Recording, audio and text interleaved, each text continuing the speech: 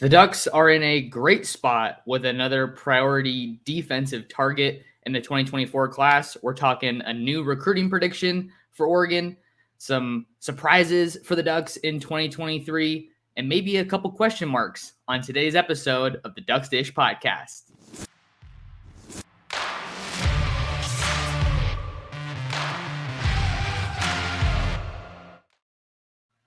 And we're back like we never left. Oregon fans, what's going on? How we living?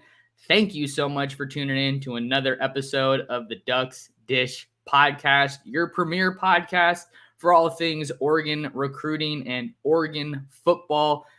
So glad to have you guys along for another episode. Just in case you're new here, I'm your host, Max Torres, publisher and lead editor of Ducks Digest, covering the Oregon Ducks over on Fan Nation, part of the Sports Illustrated Network.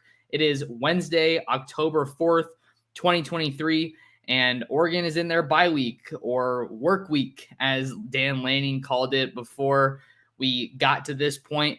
You saw the Ducks versus them cinematic recap. He said everyone thinks that we're going to be entering a bye week, but we're going into a work week. So that dude has the Ducks absolutely locked in, just like you should lock in with me on all social media platforms at mtorresports on both Twitter and Instagram. And then we're coming to you on YouTube at Oregon Football Max Torres. Make sure to like the video and subscribe. So starting off today's episode, it might be a little soon.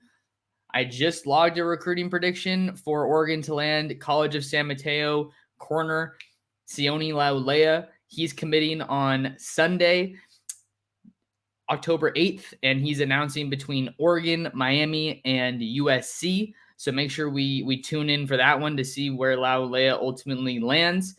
But I just logged another prediction for Oregon to land a top defensive target in the 2024 recruiting class. So I'm going to go ahead and break down that pick, kind of peel back the curtain a little bit and explain to you guys, the listeners, the viewers, the audience, why I think Oregon is in a great spot to land one of their top guys in the 2024 class.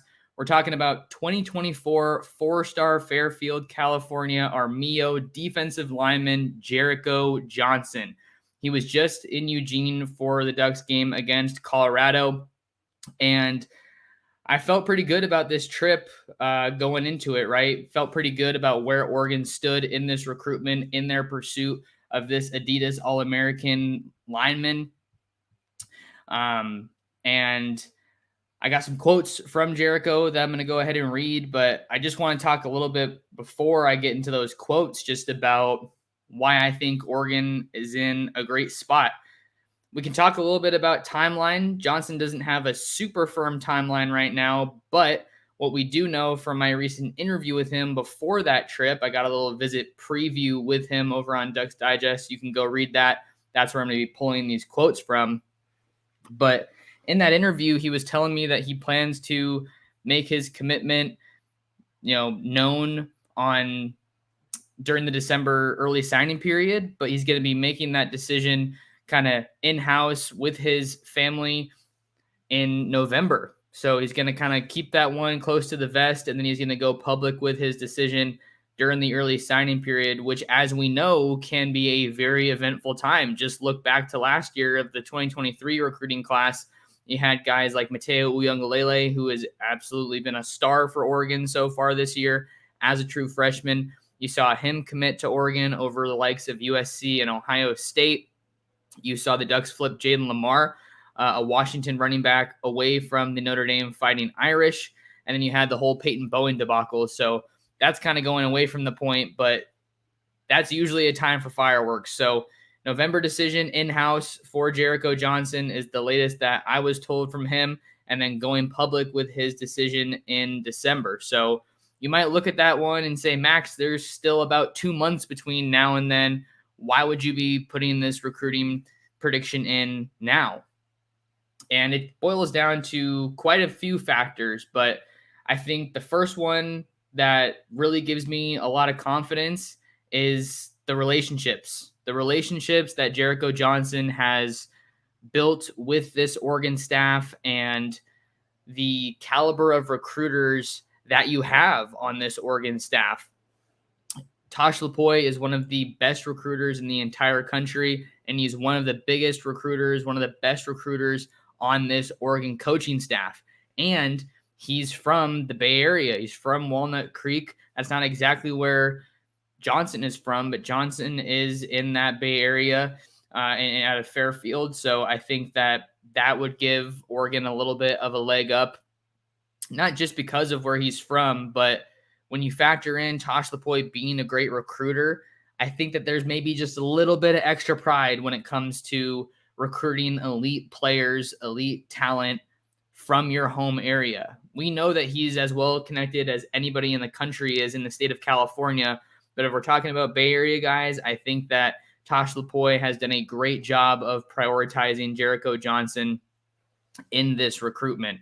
And you also have to look at Tosh Lupoi isn't even the only Bay Area guy, the only Bay Area connection that the Ducks have on this coaching staff. You have wide receivers coach Junior Adams, who's also from the Bay Area, coming out of Fremont. And even though this is not his position, you'd be foolish to think that he's not involved or that other coaches that aren't on the defensive line staff are not involved. Junior Adams has been a phenomenal recruiter since coming over to Oregon. He's helped the Ducks land five-star wide receiver Jurion Dickey, who hasn't even really played yet since he arrived at Oregon in the midst of his true freshman season right now. Hasn't played a whole lot, hasn't really carved out a big role, but that wide receiver room is stacked. So I don't think that's a concern by any means if you're an Oregon fan looking at his trajectory and where things are going. You also have Gary Bryant Jr., the USC wide receiver transfer. Junior Adams tapping into that previous relationship when he was recruiting him to Washington when Bryant was coming out of Corona Centennial High School out here in kind of my neck of the woods in Southern California. So those are a couple big-time guys that Junior Adams has already helped land. You also have to mention Ashton Kozar out of the state of Texas. He's originally from Washington. And then you also have Kyler Casper, who was originally in the 2023 class, but reclassified to the 2022 recruiting class. So the case in point, Junior Adams has been a super strong recruiter, and I really think that Oregon is going to tap into their Bay Area connections, and those guys are Tosh Lupoi and Junior Adams. So I think that's really big. And then you look at the development factor, and I think that you have to have Tosh Lupoi and Dan Lanning, Tony Tuioti, guys like that. That all comes into the equation here when you're talking about what a lot of these top recruits are ultimately looking for, and what Johnson told me he was looking for. When I was kind of asking him what was most important to me, he said, quote, "I just really want to be developed, not just on the field, but off the field, academically, physically, spiritually. I want to make sure that I'm getting poured into, not just in the game of football, but my life as a whole. Just whatever school is going to develop me the best to my full potential and send me off to the league." And I think that Oregon is in a great spot to be able to market that and pitch that. I think if you look at even the track record since Dan Lanning, obviously you have the guys from Georgia that are killing it in the NFL, right? Jordan Davis, I think, is the main guy that you're talking about along the defensive line for the Philadelphia Eagles. I have that defense in fantasy, and they are pretty solid. Not the greatest showing last week, but Jordan Davis is really, really good, and Dan Lanning helped coach him, so you know that he's going to be talking about him. That's a development factor. And you also have Jordan Riley, who came over with Tony Tuioti from Nebraska and had a really quiet 1 year at Oregon, didn't do a whole lot in terms of production, goes off and gets drafted by the Giants. I am having some crazy hair here on today's episode. Sorry about that. Hopefully that fixed it. Looks like we're doing all right. But Jordan Riley is another guy that went to Oregon and is in the NFL. Then you have to mention DeForest Buckner, Eric Armstead, Kayvon Thibodeau. Not that this coaching staff has worked with those guys, but there is a good history of development along that position. And then you also have to mention Jordan Birch, guys who are on the roster now. You got Jordan Birch, who looks like he's really kind of growing into his own along the defensive line for Oregon. You have Popo Amavai. Taki Taimani looked great last week against Stanford. Keonware Hudson, Casey Rogers has been rock solid for Oregon along that defensive line. And then you have some of these young guys that are playing early. Mateo Uiagalelei, who I mentioned, right? You also have Blake Purchase, a true freshman. Tatum Tuioti, a true freshman. So I think that you take into account not only the development, the track record of success at that position, and you got to think about the other schools that Johnson's looking at, right? You got Oregon, you got Washington, you got USC, and you have Utah. And I think that USC has a couple of guys that they've sent, right? You got Drake Jackson playing for my 49ers. You got Leonard Williams, who I think is on the Giants now, started his career on the other New York team, the Jets, but he's a really good defensive lineman. But I still don't think that those guys, those schools have the caliber of defensive linemen that Oregon has produced, which I think would, again, make me lean towards Oregon. And to go back to the young guys playing, I'm not saying that that's a deal breaker, but it's almost like an icing on the cake type of a deal, right? Because you already have a lot of really good veterans that are contributing for you, helping this defense take a really big step from year 1 to year 2 under Dan Lanning. And you could look at this defense, you could break it down however you want to. This is a unit that is making strides all over the place when it comes to the defense. You talk about improved tackling, you talk about giving you different looks, exotic blitzes. Evan Williams, I keep calling him Bennett, but Evan Williams and Kyrie Jackson, Nico Reed, like the way that those guys are being used. And then you also have to just talk about how this defense has already matched its sack total from a year ago. We're looking at 18 sacks in 5 games alone. So the proof as of right now looks like it's in the pudding. Got to mention, they haven't gone against any prolific offenses just yet. You still got to go against your Michael Penix in Washington. You got to go against Caleb Williams and USC. I'll be at that game, by the way. Super stoked for that one to be back in Eugene, back at Autzen. But I think that this defense already looks so promising. I think that by the time the decision comes around for Jericho Johnson, I'm pretty confident in saying that Oregon is going to have the best defense out of any of his final schools. I don't think that the current group, the current quality of the defense is a make or break, a deal breaker type of thing, but it certainly doesn't hurt. And I think that the trajectory that this Oregon defense is on is only trending up. And another thing, good players want to play with good players. And Oregon already has, I've said it a million times, right? Good players want to play with good players. It's one of those recruiting mantras that always comes back around.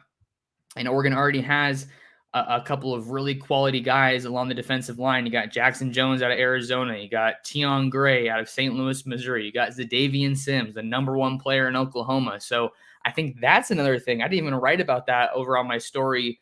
The good players want to play with good players, but I think that factors into it. Washington hasn't been that great of a recruiting power, so I don't think that's a huge concern if you're just looking at what comparative classes there are out there. Utah is still a school that doesn't recruit super well, which is kind of sad considering how good they usually are. USC has a couple of good pieces in the fold along the defensive line. You got David Pale out of Pennsylvania. He's a defensive lineman, 3-star guy in USC's 2024 recruiting class. And then you got Cameron Fountain, a 4-star edge rusher out of Atlanta, Georgia. So those are kind of the big names along that defensive line haul in 2024 for Lincoln Riley and company. But I just think Oregon is recruiting at a different level than 2 out of those 3 schools. The only school that is near Oregon in terms of recruiting power is USC. And that's not a huge surprise. It's kind of been like that since Lincoln Riley got there. So I feel like I got a little bit distracted, but I think I'm getting my reasoning across. I'll be honest, you guys, when I wrote this, I made this prediction not necessarily so based off of intel, so much as I think I'm basing it off of kind of a gut feel. I'm betting on Tosh Lupoi being able to get the job done. I'm putting my faith in him as a recruiter, as a developer. You also have to look at him working with guys in the NFL at the NFL level, like Myles Garrett. I think those are all things that come into the equation here, come into the recruitment and kind of trying to predict these. And, I'll admit it's not a perfect science, but I think I'm getting a little bit of a better feel for it now. To talk a little bit more about visit itinerary, Johnson's already taken his official visit to Washington. I think he took that back in the summer. So you still have official visits to USC, Utah, and Oregon to come.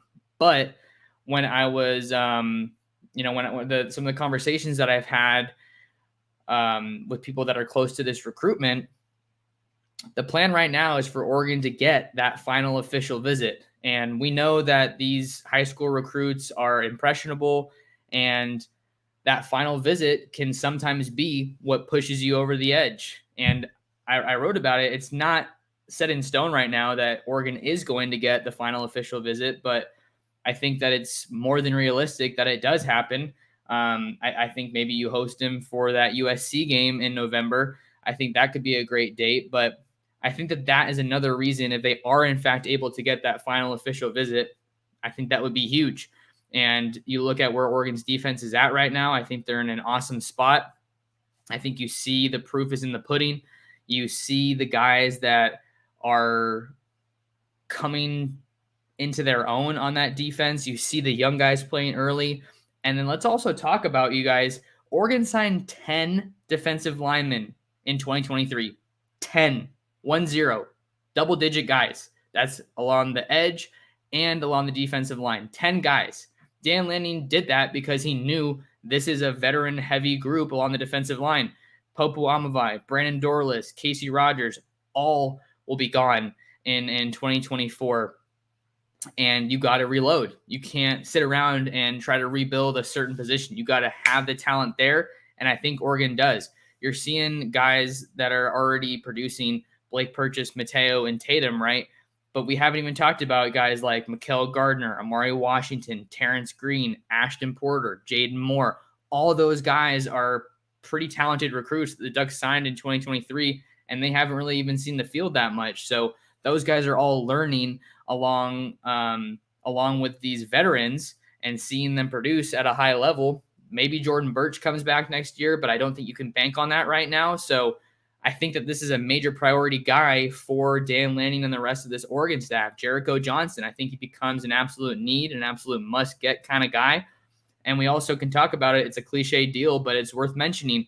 When you get 6'4", 300 plus pound defensive linemen on the West Coast, you go after them, and you go after them hard, which transitions me oh so nicely into another point that's worth mentioning.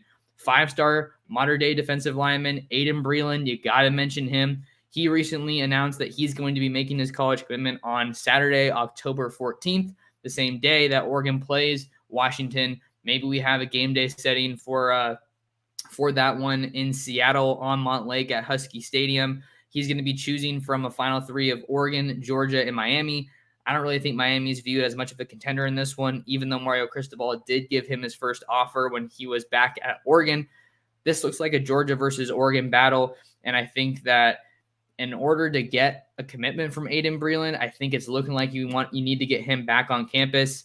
They don't have another home game to potentially host him for. I guess they could try to this weekend during the bye week, but I'm really not sure how likely that is or how common it is for Oregon to do in the past, because you want to show off that game day atmosphere, right, and show the on-field product. So it doesn't look right now like Aiden Breland's going to be getting back on campus, which kind of points to all the visuals, all the signs kind of projecting him to Georgia. I don't think that that's a major stretch to say by any means. They're back-to-back national champions, put a bunch of defensive linemen in the league, and he said so himself. That's a big deal for him. He's got his teammate, Nate Frazier, a running back out of modern day. He's already going to Georgia. And, I mean, if you're talking about good players, want to play with good players, that's the cream of the crop. They have the number one recruiting class in the country for a reason. So I think you can obviously very easily make the case for Aiden Breland to Georgia. So if he does, in fact, end up going to Georgia, I think that makes Jericho Johnson that much more important for Oregon here in the 2024 recruiting class. And it's funny, I saw, I think it was a Washington fan in my mentions. It always happens somehow, right? It's either a Washington fan or a USC fan getting in my mentions saying, did your prediction did your prediction take into account the upcoming Washington trip? And I'll be honest, I didn't know he was going to visit Washington, but I can answer the comment to you guys. Sure. Yeah, we'll go ahead and say that it does. That's just, like I said, I'm betting on Oregon being able to get this one done. I think that they can put together the most attractive pitch for him when you're looking at the relationships, when you're looking at the progression of the defense, the development factor, the track record of success. I just think there's too many factors in Oregon's favor here, specifically with Jericho Johnson, to not see him ending up at Oregon. I'm not saying this is a perfect science. I'm not saying this is a done deal. I said it at the top of this. There's still 2 months to go pretty much in this recruitment, so a lot could happen between now and then. But I really do think that Oregon staff has the ability to get this one done and ultimately be the team that wins out. So I think that would be a huge addition considering some of the misses that they've had in this class, some of the guys that they haven't landed. I think Elijah Rushing is still probably a name to watch, even though he's committed to Arizona right now. I think Oregon has stayed involved there. So nothing new to report there, but I think that's obviously a guy you try to keep chipping away at as long as he's still open to communication. Oregon currently has the number 13 class, I want to say. It's either 12 or 13 class in the country, according to 247 Sports, number 12 in the country. So I think if you can add a guy like a Jericho Johnson, if you can add a guy like a Sione Laulea, I think that's really huge. Jason Brown Jr. is another top recruit that is getting predicted to Oregon now after he visited for the Colorado game. I predicted him to Oregon back in August, and I still feel great about that pick, but he hasn't set any commitment dates just yet. So that's kind of what I have on Jericho Johnson. And now going to switch gears a little bit to talk about Oregon football in the 2023 season in the midst of the bye week. I think that there have been a couple of really cool surprises on this team. Some guys are doing some things that we maybe didn't expect. Guys are having bigger roles than we anticipated, and I want to get into some of that. I think that one of the biggest and probably best surprises on this Oregon team so far this year, can we talk about Bryce Betcher? Oh my God, that dude's a baller. Andy, where's my favorite number? Number 28? I mean, say less. 6'2", 220 pounds, and he's from Eugene. I don't think you could write a better story. A dual sport athlete, also a stud for Mark Wazikowski and the Oregon Ducks baseball team. Kind of spent most of spring football with the Ducks at safety, and now he is sliding into that linebacker role, and he is doing an awesome job. I think what makes him such a great player is the drive that he plays with, his motor, the speed that he has. I think that's obviously something that is going to be incredibly valuable for any linebacker in this Dan Lanning, Tosh Lupoi defense. I think that's exactly what they wanted. They want guys that can change direction really quickly and that can cover. And I think that he's a guy who certainly checks that box. And then if we're talking about Bryce Betcher, we have to talk about the Oregon linebackers because, oh my God, they are killing it. That was honestly one of my biggest question marks, I think, going into the year. We just didn't know what this room was going to look like when you lose the amount of guys that they lost at that spot. Noah Sewell goes off to the NFL. Now he's playing for the Chicago Bears. And Keith Brown transfers to Louisville. Jackson LeDuc transfers to Nevada. Harrison Taggart transfers back home to the state of Utah to play for Kalani Sitake and the BYU Cougars. So there was so much movement at that room. I don't think you can help but think that is going to be a question mark going into the season. But look at them now. This linebacker room is great, and I have a bunch of confidence in this room. Jamal Hill comes down from the secondary, and he's absolutely shining. I think he has carved out a very significant role alongside Jeffrey Bassa. I think that they're definitely a good combo. I think Tosh Lupoi had the quote in fall camp saying that if he had a time machine, he would have gone back in time and made the move earlier. So they're doing a phenomenal job. And then you have Devin Jackson and Bryce Betcher also playing a lot of football here. So they're playing a really, really high level of football. And mind you, we haven't even seen Justin Jacobs yet. Justin Jacobs was one of the biggest names that Oregon brought in the transfer portal over from Iowa. Say what you will about the Iowa program, but that's a school that is known for having pretty good defenses and really good linebackers. Justin Jacobs, Jack Campbell, and now Justin Jacobs comes over and Oregon has the luxury of not needing to rush him back. I think a lot of people were looking to see if he would make his debut against Stanford, but he ultimately didn't see the field. Now, do you want to break him in against the top 10 opponent in the Washington Huskies, the number one passing offense in the country? I don't know. But does it hurt to have him available in that matchup? Definitely not. Now, it's worth mentioning we don't know if that's actually going to be the case. We're not going to hear from Dan Lanning until Wednesday evening. So we'll see what updates maybe come out of that. But I think that he has definitely been one of the biggest surprises. Bryce Betcher, and then I got to give a huge shout out to the linebacker room. Another guy that's worth mentioning on this little segment of the biggest surprises, I think, has to be Kyrie Jackson. Not because we didn't think he would be capable of playing at this level, but I think he's really slid right in. He comes over from Alabama, and I think even after the spring game, we didn't really know how good of a player he was, but now we have a sample size. We have 5 games of film to watch, and he is one of the best cornerbacks on this team. I'll admit, after that Texas Tech game, when he had that PI, I was like, oh man, he's making that decision as a veteran guy. That can't be a good sign. But he is really kind of morphing into, I don't want to say a lockdown corner, but a damn good corner. I think that's certainly worth mentioning. He got a little banged up against Stanford, so we'll see if he's going to be good to go for that Washington game. But I think that's been a big surprise is his play and just the play of the corners, I think. Jaleel Florence has stepped up and really made a name for himself as one of the top options on this team. And then behind those guys, you also have more depth. And that's a statement you can make for almost any position except maybe tight end on this team, that you have pretty solid depth. Quarterback, I don't really know still what they have in Ty Thompson. I just don't think we've seen enough for me to be sold. But at corner, when Kyrie Jackson got hurt, you brought in Nico Reed to play some good ball for you. He transferred over from Colorado, and Demetrius Martin knows how he ticks. And then you have Dante Manning and Triquez Bridges, who have both proven to be starting caliber corners for you. That's your second line now. So you've upgraded at the cornerback spot in a big way, I think. So that's a big surprise. And Evan Williams looks like a beast. We can kind of throw the safety group in there a little bit, I think. I think that the secondary has really kind of exceeded my expectations, at least early. And again, I feel like I want to just kind of take this all with a grain of salt because they haven't gotten into the thick of their schedule yet. I think that's something that we obviously have to mention. They haven't played the best teams they're going to face, and it's a huge gauntlet of a schedule, right? Washington, Washington State, Cal. I'm not too worried about Cal. Utah, you have to go to Salt Lake City. USC comes up to you in Eugene. And then you got Oregon State to end the year. So I think that this stretch is obviously going to tell us a lot about this team, but the secondary is looking good, man.